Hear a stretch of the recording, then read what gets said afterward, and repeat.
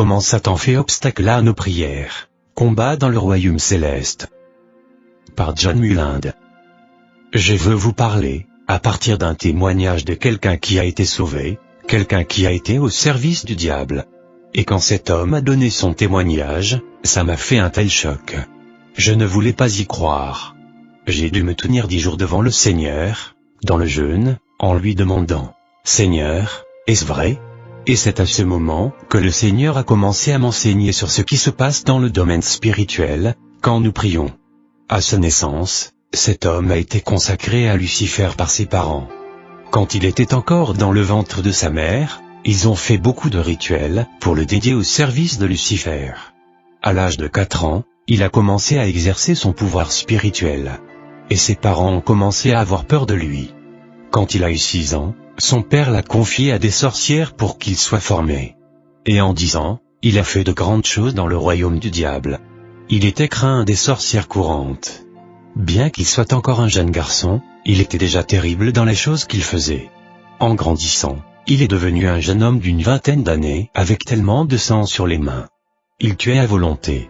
Il avait la capacité de sortir de son corps, par la méditation transcendantale. Il pouvait parfois se mettre en lévitation, son corps décollé du sol, suspendu en l'air et, parfois, il pouvait entrer en transe et sortir de son corps. Son corps restait sur place, pendant qu'il allait dans le monde. C'est ce qu'on appelle un voyage astral. Et ce gars-là a été utilisé, par Satan pour détruire tellement d'églises, pour faire tomber tellement d'églises et pour détruire tant de pasteurs. Un jour, il fut affecté à détruire une église qui était fervente dans la prière. Il y avait beaucoup de divisions dans cette église et beaucoup de confusion. Et il a commencé à travailler sur cette église. Mais à cette époque, le pasteur a appelé toute l'église pour un jeûne. Aussitôt que l'église a commencé à jeûner, il y a eu beaucoup de repentance et de beaucoup de réconciliation. Puis les gens se sont réunis et ont commencé à prier pour que le Seigneur travaille parmi eux. Ils ont continué à intercéder et à crier à Dieu, pour qu'il ait pitié d'eux et qu'il intervienne dans leur vie. Et pendant que les jours s'écoulaient, cet homme venait encore et encore avec des esprits démoniaques contre cette église. Mais une parole prophétique leur fut adressée disant aux chrétiens de se lever et de mener la guerre, contre les puissances des ténèbres, qui attaquaient l'église. Alors un jour, cet homme laissa son corps dans sa chambre, et partit pour un voyage astral. Il dirigea une puissante armée d'esprits démoniaques contre cette église. Maintenant, c'est son témoignage. Son esprit se déplaçait dans les airs sur l'église et ils essayaient d'attaquer, mais il y avait une couverture de lumière sur l'église. Puis, soudain, il y eut une armée d'anges qui les ont attaqués et ils se sont battus dans les airs, et tous les démons ont dû fuir, mais il a été fait prisonnier par les anges. Oui, arrêté par les anges. Il a été arrêté par 6 anges. Et ils l'ont emmené, à travers le toit, juste devant l'autel de l'église. Il était là, et les gens priaient. Ils étaient dans une profonde prière, dans un combat spirituel, liant, et brisant, et chassant les démons. Le pasteur était sur la plateforme et dirigeait la prière et la guerre. Le Saint-Esprit parla au pasteur. Le joug a été rompu et la victime est là, devant vous. Aidez-le à travers la délivrance. Quand le pasteur a ouvert les yeux, il a vu ce jeune homme effondré, son corps était avec lui. Il était dans son corps. Le jeune homme a dit qu'il ne savait pas comment son corps l'avait rejoint. Il l'avait laissé chez lui. Mais il était là, dans son corps, il ne savait pas comment il était entré, sauf que de l'ange l'avait porté à travers le toit. Je sais que ces choses sont difficiles à croire. Mais le pasteur a fait taire l'église et a parlé à l'église ce que le Seigneur lui avait dit, et a demandé au jeune homme, « Qui êtes-vous » Le jeune homme s'est mis à trembler pendant que les démons ont commencé à sortir de lui. Alors ils ont prié pour sa délivrance et, ensuite, il a commencé à nous faire part de sa vie. Ce jeune homme est venu au Seigneur, et il est un évangéliste, prêchant l'évangile. Il est aujourd'hui puissamment utilisé par le Seigneur, en rendant d'autres personnes libres au travers de la délivrance. Une nuit, John Mullinde, suis allé à un dîner. La seule raison pour laquelle j'y suis allé était que quelqu'un m'avait parlé de ce jeune homme et j'étais curieux de le voir et de voir si son histoire était vraie. Je me suis donc assis à ce dîner et, dans la soirée, cet homme a pu donner son témoignage. Il a parlé de tant de choses. Parfois, il se mettait à pleurer à cause des choses qu'il avait faites. Quand il a fini, il a lancé un appel. Il y avait beaucoup de pasteurs dans cette salle. Et il a dit, « J'en appelle à vous, pasteurs. S'il vous plaît, enseignez aux gens comment prier. Les gens qui ne prient pas peuvent être pris par le diable dans n'importe quel domaine, et l'ennemi peut exploiter leur vie et leurs prières de plusieurs façons. L'ennemi sait même comment profiter des prières de ces personnes qui ne savent pas comment prier. Enseignez aux gens comment utiliser l'armure spirituelle que Dieu donne. » Puis il a expliqué comment il a dirigé des expéditions dans les airs. Avec des agents sataniques et beaucoup d'esprits démoniaques, il allait dans les airs et c'était comme un détournement de tout le travail que vous aviez effectué. Alors, régulièrement, il y avait un temps où il devait aller faire la guerre dans les lieux célestes.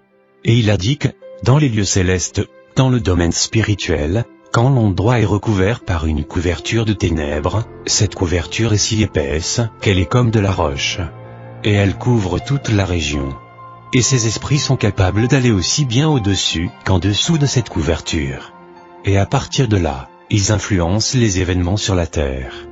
Quand les mauvais esprits et les agents sataniques humains quittent leur poste, ils descendent sur la terre vers des endroits de ralliement, qui peuvent être soit dans les eaux, soit sur la terre, afin de rafraîchir leur esprit.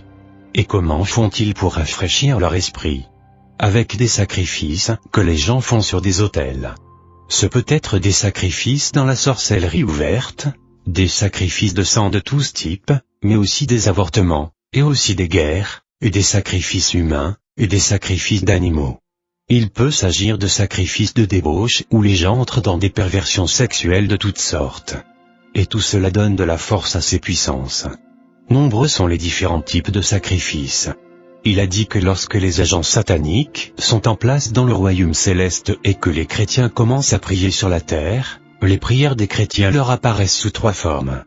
Toutes les prières apparaissent comme de la fumée qui monte vers les cieux. Mais certaines prières apparaissent comme de la fumée, et elles vont à la dérive et disparaissent dans l'air. Ces prières proviennent de personnes qui ont péché dans leur vie et qui ne sont pas disposées à traiter avec ces péchés. Leurs prières sont si faibles qu'elles sont emportées et disparaissent dans l'air. L'autre type de prière est également comme de la fumée, qui monte jusqu'à ce qu'elle atteigne cette roche, mais elle ne la traverse pas. Ce sont généralement des gens qui essaient de se purifier, mais ils n'ont pas la foi dans leurs prières. Ils ignorent généralement les différents aspects importants qui sont nécessaires quand on prie. Le troisième type de prière est comme de la fumée qui est pleine de feu. Quand elle s'élève, elle est tellement chaude que, lorsqu'elle atteint la roche commence à fondre comme de la cire. Elle perce la roche et passe à travers. Souvent, quand les gens commencent à prier, leur prière ressemble à celle de la première catégorie, mais quand ils continuent à prier, leur prière change et devient comme celle de la deuxième catégorie. Et quand ils continuent à prier, tout à coup elle s'embrase. Et leur prière devient alors puissante, et elle perce et passe à travers la roche. Souvent, les agents maléfiques remarquent que les prières sont en train de muter et sont prêtes d'arriver à l'état d'embrasement. Alors ils communiquent avec d'autres esprits sur la terre et leur disent « Distrayez cette personne de sa prière. Faites-les arrêter de prier. Faites-les sortir de là. » Très souvent, les chrétiens cèdent à ces distractions. Alors qu'ils sont en train de percer, de se repentir, de permettre à la parole de sonder leur esprit et à leur foi d'être consolidée, alors que leur prière est de plus en plus focalisée, le diable voit que leur prière gagne en force et les distractions commencent. Des téléphones sonnent. Parfois, nous-mêmes, au milieu d'une prière très intense, le téléphone sonne et nous pensons que nous pouvons répondre au téléphone, puis revenir et continuer à prier. Mais lorsqu'on revient, on revient au tout début. Et c'est ce que le diable veut. D'autres types de distractions peuvent venir à votre rencontre, même si cela signifie de toucher votre corps et de mettre une douleur quelque part. Même si cela signifie d'avoir faim et vous voulez aller à la cuisine pour manger quelque chose. Dès qu'ils arrivent à vous sortir de votre position, ils vous ont vaincu. Il faut dire au pasteur, enseignez les gens, qu'ils prennent un temps à part. Pas pour juste une sorte de prière occasionnelle. Ils peuvent faire ce qu'ils ont à faire le reste de la journée. Une fois dans une journée, ils devraient avoir un moment où ils se concentrent de tout leur cœur sur Dieu et que rien ne vienne les distraire.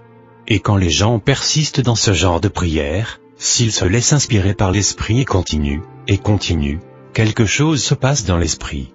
le feu atteint la roche et elle fond.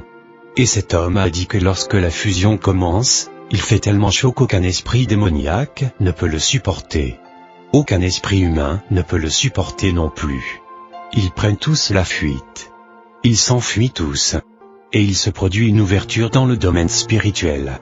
Et dès que cela arrive, tous ces problèmes dans la prière s'arrêtent. La personne qui prie sur la terre ressent juste que sa prière devient soudain si douce, si agréable, si puissante et intense. Et j'ai découvert qu'à ce moment, normalement, nous perdons la conscience du temps et d'autres choses. Non pas que nous devenons désorientés, mais Dieu prend soin de notre temps. C'est comme si vous laissiez tout tomber et que vous vous connectiez avec Dieu. Et cet homme a dit que quand les prières percent, à partir de cet instant, rien ne peut plus leur résister, et la personne qui prie peut continuer aussi longtemps qu'elle le souhaite. Il n'y a rien qui puisse l'arrêter. Puis il a dit, qu'une fois la prière terminée, le trou reste béant et, quand les gens sortent de leur lieu de prière et s'en vont, ce trou béant se déplace avec eux. Ils ne sont plus à agir sous la couverture. Ils agissent sous des cieux ouverts. Et il dit que, dans cet état, le diable ne peut plus faire ce qu'il veut contre eux. Et la présence du Seigneur est comme un pilier qui vient du ciel et qui se place sur leur vie. Ils sont protégés. Et il y a tellement de puissance à l'intérieur de ce pilier que, quand il se déplace, cette présence touche d'autres personnes. Il discerne ce que l'ennemi a fait chez d'autres personnes. Et quand il parle aux gens et que ces gens sont devant eux, ceux-ci entrent à l'intérieur de ce pilier. Et aussi longtemps qu'il reste à l'intérieur de ce pilier, tous les liens de l'ennemi faiblissent. Alors, quand ces gens qui ont cette percée spirituelle parlent de Jésus-Christ avec des pécheurs, la résistance de ces derniers est faible. Et c'est si facile de les sortir des ténèbres. Quand ils prient pour les malades ou prient pour quelque chose, cette présence fait toute la différence. Et cet homme dit que le diable déteste ces gens-là. Et il a dit que s'il y a des endroits où la prière est régulièrement pratiquée de cette manière, la présence vient sur cet endroit et ne la quitte pas. Ainsi, même les gens qui ne connaissent pas Dieu, quand ils viennent dans ces lieux, tout d'un coup, tous leurs liens sont fragilisés. Et si quelqu'un prend soin de les enseigner patiemment et dans l'amour, il peut facilement les arracher des ténèbres, non pas par la puissance, ni par la force, mais par l'Esprit de Dieu qui est présent. Mais il a dit que si personne ne prend soin de ces gens, ils entrent dans la présence, ils se sentent coupables, ils commencent à se poser des questions, pour savoir s'ils doivent céder ou pas, mais ils ne sont pas arrachés aux ténèbres et, quand ils s'éloignent de là, leurs liens deviennent encore plus forts. Et le diable fait tout son possible pour ne pas leur permettre de revenir dans ce genre d'environnement. Vous pouvez imaginer que nous étions tous assis à regarder cet homme. Il nous racontait les choses qu'il utilisait pour agir et ce qu'il faisait pour voir. Puis il nous a dit ce qu'ils font aux gens qui percent dans la prière. Il a dit qu'il repère ces gens, il les étudie et relève tout ce qu'ils peuvent trouver sur cette personne. Alors, ils connaissent ses faiblesses, et quand l'un de les tient en échec dans la prière et perce, ils communiquent avec d'autres esprits et disent « Ciblez-le avec ceci, et avec cela, et avec cela, ce sont ses faiblesses. » Alors, quand cette personne sort de son lieu de prière, l'esprit de prière est sur lui, la présence de Dieu est sur lui, son esprit est fortifié, la joie du Seigneur est sa force. Et quand il se déplace, l'ennemi essaie de faire ces choses qui peuvent le détourner et l'empêcher de se concentrer sur le Seigneur. Si l'humeur est son domaine de faiblesse, alors l'ennemi va pousser des gens à faire des choses qui peuvent vraiment le mettre en colère. Et s'il n'est pas sensible à l'Esprit Saint et qu'il se laisse aller à la colère, il détourne ses yeux du Seigneur. Il se met en colère, et quelques minutes plus tard, il veut mettre tout ça derrière lui et continuer à marcher dans la joie du Seigneur. Mais il ne la ressent plus. Il essaie de se sentir bien à nouveau, mais il ne le peut toujours pas. Pourquoi ? Quand il a cédé à la tentation, ils ont travaillé dur pour refermer la porte d'en haut. Et une fois qu'ils ont restauré la roche, la présence de Dieu est coupée. La personne ne cesse pas d'être un enfant de Dieu, mais ce supplément d'onction qui était sur sa vie, cette présence qui peut agir sans qu'il n'y ait rien à faire, cela est juste coupé. Les démons cherchent où sont les faiblesses des gens. Si c'est dans la tentation sexuelle, l'ennemi va préparer des gens, des événements, quelque chose qui va soudainement faire ressortir cette passion, pour aller vers cette tentation. Et si l'homme cède à cette tentation, accepte de recevoir ses pensées, il se distrait, et quand il en a fini de prier qu'il veut à nouveau se déplacer dans l'onction, il s'aperçoit qu'elle n'est tout simplement plus là. Peut-être vous dites-vous, ce n'est pas vrai. Rappelez-vous seulement ce que la Bible dit. Mettez le casque du salut. Mettez sur vous la cuirasse de la justice. Normalement, nous ne faisons pas attention à l'utilité, à la fonction de ces armes de guerre. Mais rappelez-vous ce que Jésus nous demande de prier à la fin du « Notre Père ». Ne nous soumets pas à la tentation, mais délivre-nous du malin. Chaque fois que vous avez une percée dans la prière, quand vous arrivez à la fin, n'oubliez pas que vous n'êtes encore qu'un humain, faible. Rappelez-vous que vous n'êtes pas encore parfait. Demandez au Seigneur, et dites, « Seigneur, j'ai aimé ce temps de prière, mais quand je sors dans ce monde, ne me soumets pas à la tentation. Ne me permets pas de marcher dans les pièges du diable. Je sais que l'ennemi a mis des pièges devant moi. Je ne sais pas sous quelle forme. Mais je sais que je suis encore faible dans certains domaines. Je sais que si je me trouve au mauvais endroit, je risque de céder. Protège-moi, Seigneur. Quand tu me vois me diriger vers là où se trouve le piège, fais-moi juste me tourner de l'autre côté. Interviens, ô Seigneur. Ne me permets pas d'avancer juste avec ma propre force et ma propre capacité. Délivre-moi du malin. Dieu est capable de le faire. Il est capable. C'est pour ça que, parfois, quand des choses arrivent, tout ce que vous avez à dire c'est « Merci, Jésus ».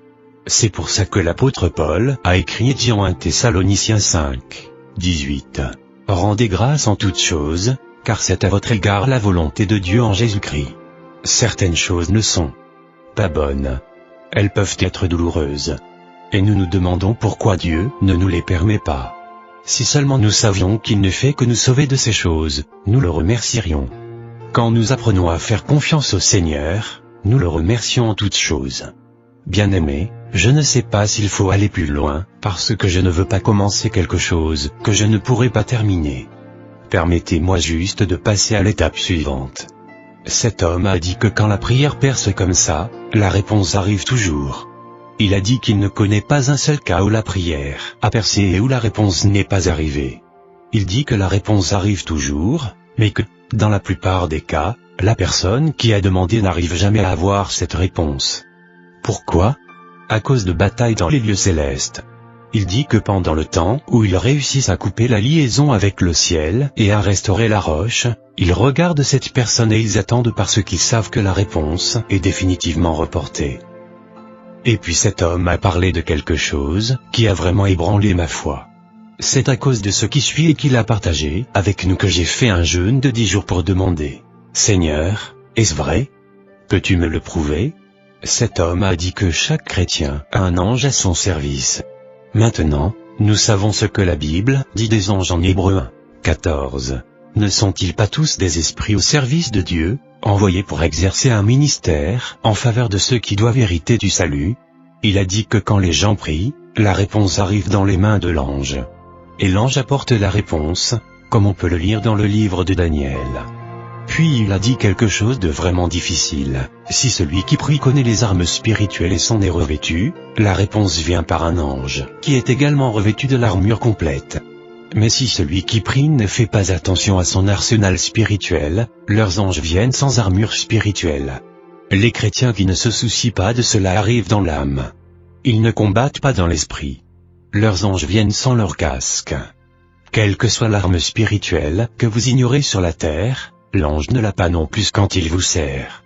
En d'autres termes, notre armure spirituelle n'est pas la protection de nos corps physiques, c'est la protection de nos exploits spirituels. Cet homme a dit que, lorsque l'ange arrive, les démons se focalisent dessus, ils le regardent et repèrent les zones qui ne sont pas protégées, et ce sont ces zones qu'ils attaquent. S'il n'a pas de casque, il tire sur sa tête. S'il n'a pas de cuirasse, il tire sur sa poitrine. S'il n'a pas de chaussures, ils font un feu pour qu'il marche dans le feu. Maintenant, je suis en train de répéter ce que dit cet homme. En fait, nous lui avons demandé, les anges peuvent-ils sentir le feu? Et vous savez ce qu'il nous a répondu? Souvenez-vous, il s'agit d'un royaume spirituel. Ce sont des esprits qui traitent avec les esprits. La bataille est intense, et quand ils maîtrisent un ange de Dieu, la première chose qu'il cible c'est la réponse qu'il apporte, et il la leur donne. C'est ce qu'il, les démons, donnent à ceux qui font des cultes sataniques, de la sorcellerie et à ceux qui disent « J'ai eu ça par la magie ». Rappelez-vous ce qu'il est écrit en Jacques 1, 17. Toute grâce excellente et tout don parfait descend d'en haut, du Père des Lumières. Ça veut dire que toutes les bonnes choses viennent de Dieu. Alors d'où viennent les choses que le diable donne à son peuple? Certaines personnes qui ne peuvent pas avoir d'enfants vont voir des sorciers et des satanistes, et elles tombent enceintes. Qui leur a donné ce bébé? Satan est-il un créateur? Non. Il le vole à ceux qui ne prient pas jusqu'à la fin. Il est écrit en 1 Thessaloniciens 5, 17. Priez sans cesse. Et Jésus a dit en Luc 18, 8. Mais quand le Fils de l'homme viendra, trouvera-t-il la foi sur la terre? Êtes-vous toujours en train d'attendre? Ou avez-vous laissé l'ennemi voler ce pourquoi vous avez prié? Alors, cet homme a dit qu'il ne se contente pas de voler simplement la réponse. Ils sont également intéressés à faire l'ange prisonnier. Ils commencent à se battre contre lui. Et il a dit que, parfois, ils réussissent à le retenir et à le lier. Et quand cela se produit, le chrétien devient leur victime sur terre. Ils peuvent faire n'importe quoi avec lui parce qu'il ne bénéficie plus de la protection spirituelle de l'ange. Je lui ai demandé, vous voulez dire qu'un ange peut être retenu prisonnier par des forces démoniaques? Cet homme ne connaissait même pas les Écritures au moment où il a dit tout cela. Il ne connaissait pas beaucoup la Bible. Il partageait tout simplement ses expériences. Et il a dit qu'il ne retenait pas l'ange très longtemps parce que, quand d'autres chrétiens priaient quelque part, du renfort arrivait, et les anges étaient libérés. Si le chrétien responsable de la prière ne perce pas dans sa prière, l'ange reste prisonnier. Alors, l'ennemi envoie à cette personne son propre ange, en tant qu'ange de lumière, et c'est là que surviennent les tromperies, les fausses visions et les fausses prophéties, les mauvais dirigeants. Je veux dire par là que dans leur directive, dans la direction spirituelle, ils prennent des mauvaises décisions de toutes sortes. Et souvent, ces personnes sont ouvertes à toutes sortes d'attaques et de liens. J'ai quitté ce dîner tellement troublé. J'ai demandé au Seigneur, « Seigneur, je ne veux même pas essayer de croire à tout ça. Ça enlève toute ma confiance et ma sécurité. » Quand je me suis mis devant le Seigneur pendant ces 10 jours, le Seigneur a fait 2 choses.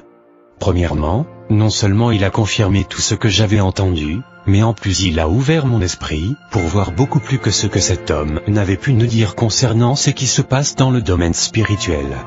Deuxièmement, il m'a montré ce que nous sommes censés faire quand cela arrive afin que nous ne soyons pas vaincus, mais que nous puissions vaincre. Nous avons besoin de connaître 3 choses et de vraiment prendre la mesure de ces 3 choses. 1. Comment agir avec les armes dans notre combat. La Bible les appelle les armes de Dieu. Ce ne sont pas nos armes. Ce sont les armes de Dieu. Quand nous les utilisons, nous permettons à Dieu de se battre pour nous. 2. Comprendre la relation entre le ministère des esprits, les anges, et notre vie spirituelle. Et être attentif à ce qui se passe dans notre cœur comme responsable, pour que ce qui doit se passer dans l'esprit en ce qui nous concerne.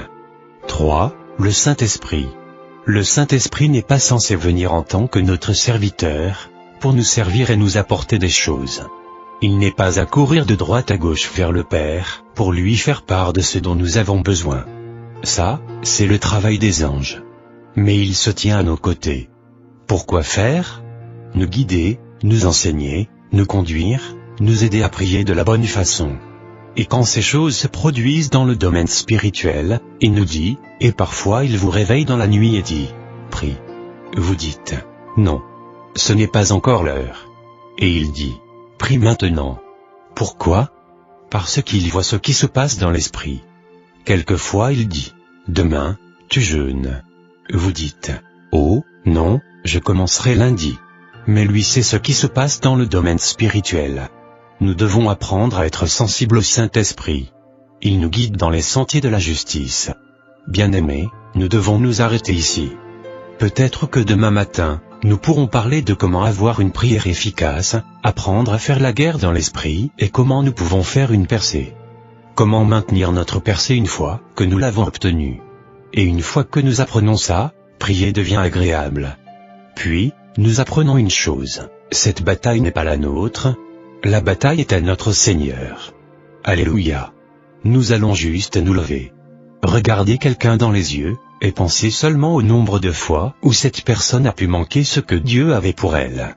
Mais joignez vos mains, si vous le pouvez, avec 2 ou 3 personnes, et dites-vous seulement les uns aux autres: on ne veut plus de défaite. Nous pouvons vaincre. Il y a assez de puissance pour vaincre. Jésus a déjà fait tout le travail.